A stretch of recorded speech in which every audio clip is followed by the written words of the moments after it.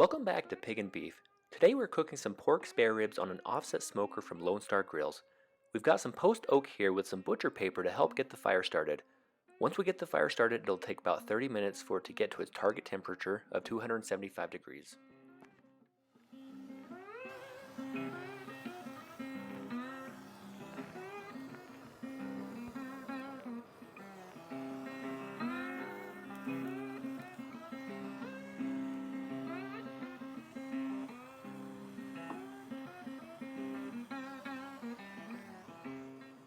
We have some pork spare ribs here, and we're going to take a slightly different approach this time. We're still going to remove the membrane like you see here using a butter knife and pulling it away, but we're not going to trim the ribs to a St. Louis cut.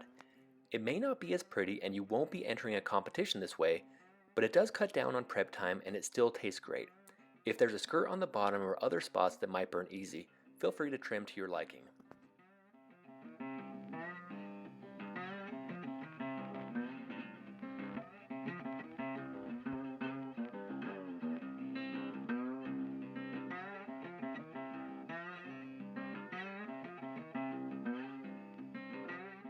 For the rub today, we've got mustard as the binder and a combination of Stanley's rib rub and Kosmos Texas beef dry rub. Apply the mustard to both sides and then add the rubs. If you do want to see how to trim spare ribs, we do have a link to another video posted in the description below where we walk through that.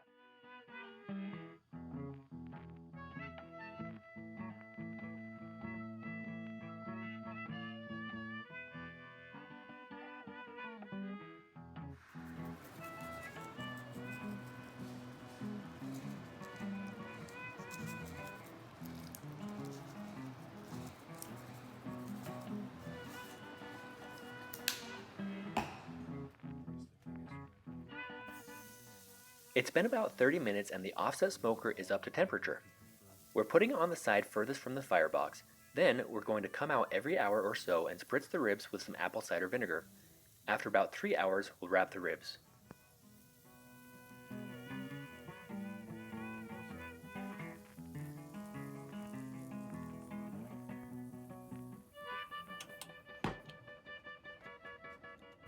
So it's been about an hour and the ribs are looking good so far.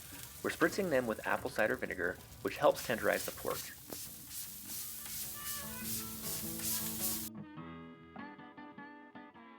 We're at about the 3-hour mark and we're looking for a mahogany color on the ribs and for the meat to just start pulling back off the bones. It's looking good, so we're going to wrap it meat side down and put some apple cider vinegar to help further tenderize the ribs, and we're going to do this for 1 to 2 hours depending on how long it needs it.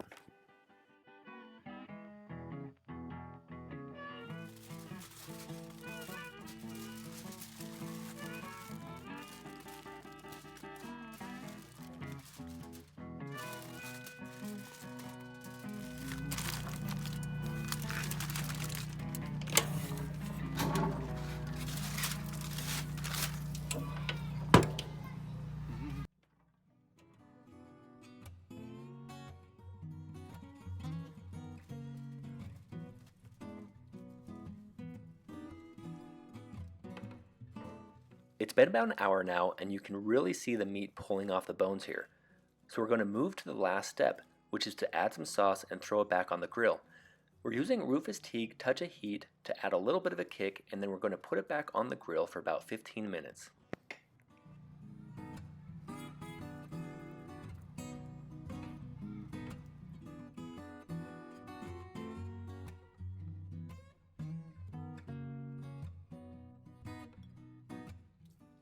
Okay, it's been about 15 minutes and you can see the sauce has caramelized a bit, so we're going to pull them off and rest them for another 10 minutes or so, and then we're going to cut into it.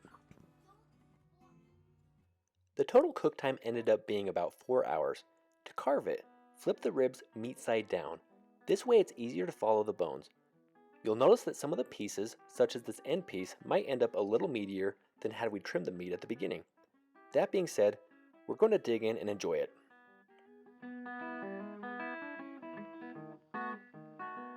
Thanks for watching this video, and be sure to check out our other content as well. If you like what you see, leave us a comment and hit the subscribe button.